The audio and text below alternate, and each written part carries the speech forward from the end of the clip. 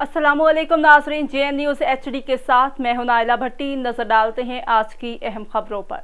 खबर शामिल करते हैं। हजारगंज से Pakistan youth piece movement Pashtun blade की मरकजी सदर अब्दुल्ला खान PYM PM के सूबाई सदर सिंध अपने सूबाई काबीने के साथ group photo national park Hazarganj Quetta में। दोनों सीनियर रहनुमाओं ने इस बात पर इस्तफादा किया कि हम सब ने मिलकर सिंध के सकाफती दिन को एक दूसरे के साथ मिलकर मनाएंगे और पाकिस्तान के मक्कार और गद्दारों और दुश्मनों पर वाज़ेह कर देंगे कि हम सच्चे पाकिस्तानी कौम हैं।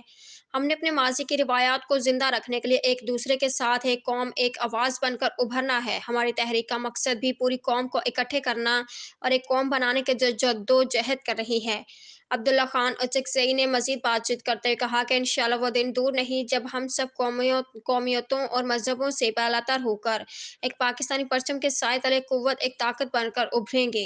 इस मौके पर सूबाई सीनियर नायब सदर सिंध शेख सचल और दीगर काबीना भी मौजूद थी।